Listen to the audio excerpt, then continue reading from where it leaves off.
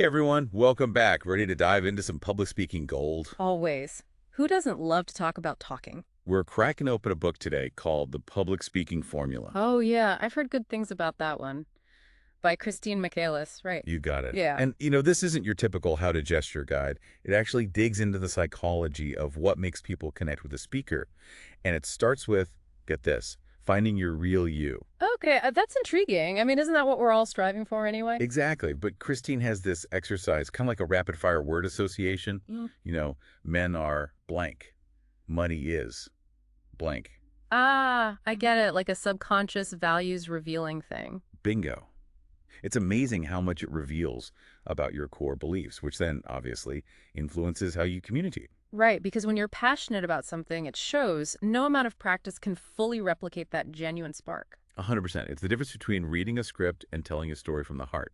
Speaking of which, Christine actually walks the walk on this authenticity thing. Oh, how so? She's known for bringing stuffed animals on stage. No way. Seriously. See, that's awesome. It's memorable. And it tells the audience, hey, I'm not afraid to be myself. Right. You don't have to be this perfectly polished presenter bot. Let your personality shine through. Absolutely. And that actually leads perfectly into the next big idea from the book, Make It Good, which is all about preparation. Okay, so not just winging it. Definitely not. We've all sat through those presentations where you can tell the speaker didn't prep, and it's painful. The worst.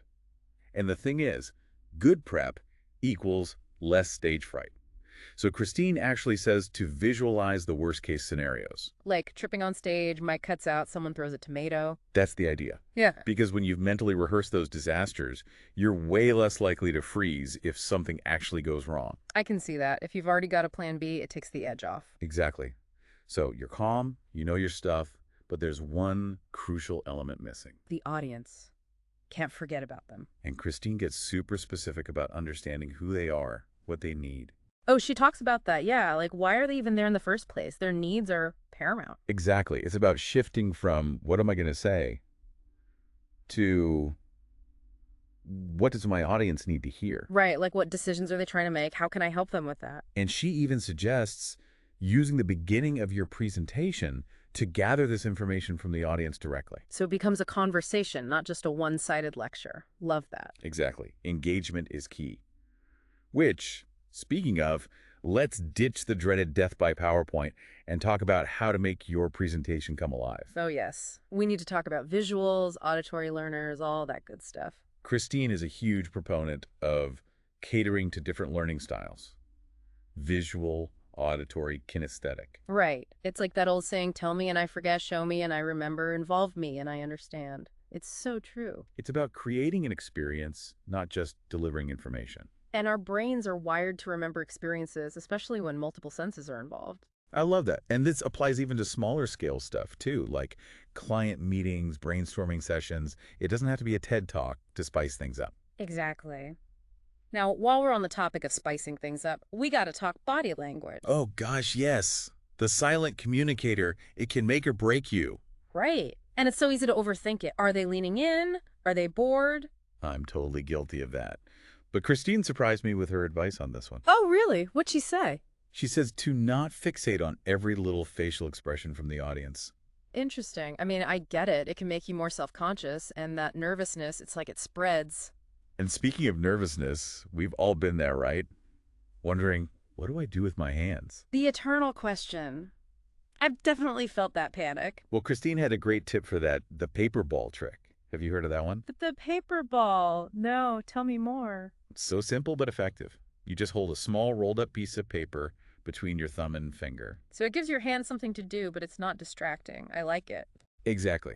And while we're at it, remember to own your space. Right. Make eye contact, move around strategically. Yes, movement is so key. But one thing to watch out for, mirroring body language. Oh, right, like being too obvious about it. Yes, it can backfire if it seems insincere.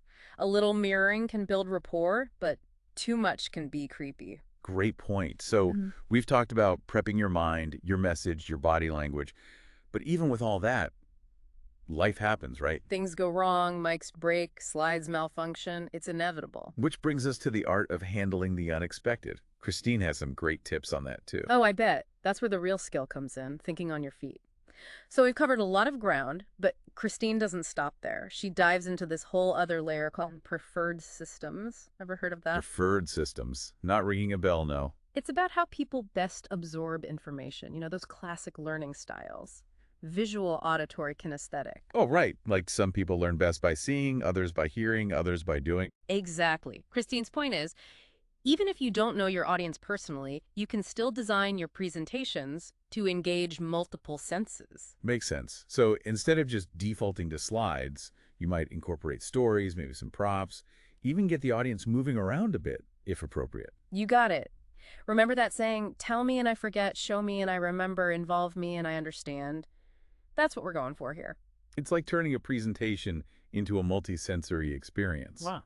I can see how that would make it so much more memorable for the audience. Absolutely. And Christine even ties this back to how our brains work. Oh, right, with the whole left brain, right brain thing. Yep. The left brain loves logic, facts, structure. The right brain thrives on emotion, imagery, creativity. So by engaging both sides, you create a much more holistic and memorable experience. I love that. It's like a full brain workout. Okay. So we've aced our prep. We're connecting with the audience on multiple levels. Our body language is on point. What else do we need to know? Don't forget the follow-up. Christine really emphasizes this, and it's often overlooked. It's true. We often put so much focus on the presentation itself, but what happens afterwards is just as important. It's like dating. You wouldn't just have a great first date and then disappear, right? You'd follow up, show you're interested. So how do we follow up after a presentation in a way that feels authentic and engaging? Christine loves a good follow-up email. Recap the key takeaways, include any resources you promised, and most importantly, give them a clear call to action. Right, like inviting them to connect on LinkedIn or maybe scheduling a follow-up call if they want to dive deeper. Exactly. And personalize it. Mention something specific you remember from the presentation or your interaction with them. It shows you were paying attention, that you genuinely valued their presence. Now, no matter how well we prepare, there are always those curveballs, those unexpected situations that can throw us off. Oh, absolutely. Stage fright being a big one, right? The worst. Those butterflies in your stomach right before you go on. Does Christine offer any advice on dealing with those nerves? She does. She talks about the power of deep breathing, visualizing a smaller audience, even striking a power pose in the mirror beforehand. I've heard about power posing. Apparently, our body language can actually influence our mindset. It's true. It's all about finding what works for you. And remember, practice makes perfect. The more you do it, the less scary it becomes. Okay, deep breaths, everyone. Uh-huh.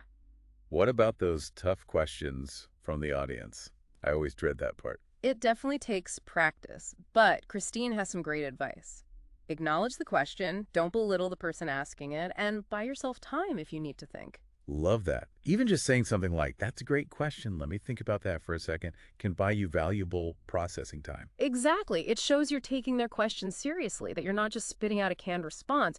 And if you genuinely don't know the answer, Honestly, is always the best policy. Yeah. All right. It's better to admit you don't have all the answers than to try to fake it. 100%. People can spot a phony a mile away. Authenticity builds trust, which is huge when you're up there speaking. But, even with the best prep, sometimes your mind just goes blank. Ever happened to you? Oh, totally. It's like the worst feeling, standing there with a room full of people looking at you and your brain just shuts down. Yeah. What does Christine say about those moments? Any tips? She does. First and foremost, don't panic. Easier said than done, I know, but freaking out only makes it worse. Take a deep breath, remind yourself that everyone makes mistakes. Right. Even seasoned speakers have those brain fart moments. Exactly. And sometimes just acknowledging it out loud can diffuse the tension. You could say something like, bear with me for a moment, I just lost my train of thought. I like that. It's honest, it's human. Plus, it gives you a second to collect your thoughts. Exactly. And often that little pause is all you need to get back on track. You could also try quickly summarizing what you've already covered. Sometimes that helps jog your memory. Oh, that's a good one. I'm going to remember that. It all comes back to that idea of being authentic, embracing those imperfections. Yeah. If we're not trying to be perfect, those little slip-ups probably won't feel so earth-shattering. Absolutely. When we can laugh at ourselves, it instantly puts the audience at ease. They're more likely to connect with you if you're being real, flaws and all. It's like Christine says, people don't buy what you do, they buy why you do it. Your passion, your authenticity, that's what shines through and makes a lasting impression. So true. People connect with realness. Well, there you have it. We've covered a lot of ground today, from finding your authentic voice to handling the unexpected with grace. Christine's public speaking formula is packed with so many great insights. This deep dive has been amazing. Remember, you don't have to implement everything at once. Just pick one or two things that resonate with you and start experimenting. Exactly. Find what works for you and your unique style. And most importantly, have fun. Public speaking shouldn't feel like a chore. It should be an enjoyable experience for both you and your audience. It's about sharing your passion, connecting with others, and maybe even sparking some inspiration. Until next time, keep learning, keep growing, and keep those conversations flowing.